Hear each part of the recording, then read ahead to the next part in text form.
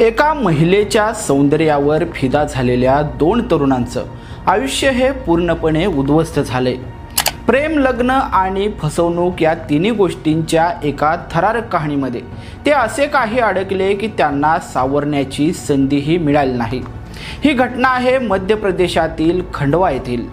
या घटनेमुळे संपूर्ण शहरामध्ये सध्या खळबळ उडाली आहे आणि पोलिसांनीही या प्रकरणाचा तपास सुरू केलेला आहे। खंडवा येथे राहणाऱ्या एहतेशान खानला एका अनोळखी महिलेनं आपल्या सौंदर्याच्या जाळ्यात अडकवलं। तिचं नाव होतं निखत हाशमी। निखतने एहतेशानशी मैत्री केली आणि हळूहळू ही मैत्री प्रेमामध्ये बदलली। दोघांनी लग्न केलं, पण लग्नानंतर 17 दिवसांनी जे घडलं ते एहतेशानच्या आयुष्याला कलाटणी देणारं होतं।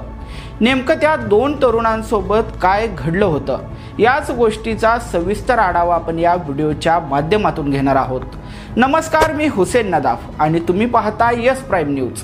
व्हिडिओला सुरुवात करण्यापूर्वी तुम्ही आमच्या चॅनलवर नवीन असाल तर लगेचच यस प्राईम न्यूजला सबस्क्राईब करा आणि त्यानंतर बेल आयकॉन दाबायला मात्र विसरू नका।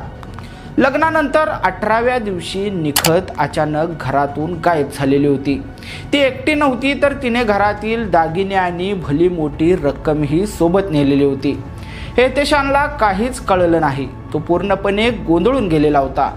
परंतु पोलिसांमध्ये तक्रार दाखल केल्यानंतर जे काही समोर आलं त्यानं पोलिसांनाही मोठा धक्का बसलाय।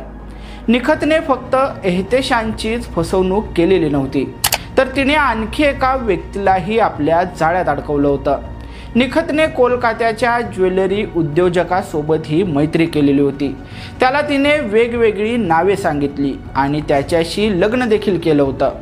अवघ्या 2 महिन्यातच तिने त्या व्यावसायिकांकडून कोट्यावधी रुपये उकळलेले होते। पोलिसांना कळलं की निखतने आपल्या नावामध्ये बदल करून फसवणुकीसाठी बनावट ओळखपत्रही बनवलेली होती। एहतेशान आणि त्या कोलकात्याच्या व्यावसायिकाच्या जबाबावरून पोलिसांनी निखतचा शोध आता सुरू केला आहे।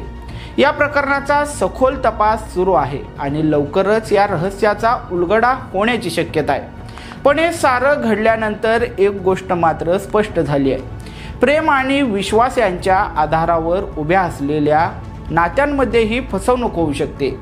एहतेशान आणि कोलकात्याच्या व्यावसायिकाचा अनुभव सांगतो की कोणत्याही नात्यात पूर्णपणे विश्वास ठेवण्यापूर्वी सावधगिरी बाळगणे आवश्यक आहे। या घटनेने समाजाला एक मोठा धडा दिलाय की असे फसवे लोक आपल्या आजूबाजूला असू शकतात। पोलिसांनी आरोपी महिलेचा शोध सुरू ठेवला असून लवकरच तिला अटक करून या प्रकरणाचा तपास पूर्ण केला जाईल अशी आशा आहे। सध्या व्हिडिओला आपण इथंच थांबूयात। आमच्या नवनवीन बातम्यांचे अपडेट्स पाहण्यासाठी आजच यस प्राईम न्यूजला सबस्क्राईब करायला मात्र विसरू नका।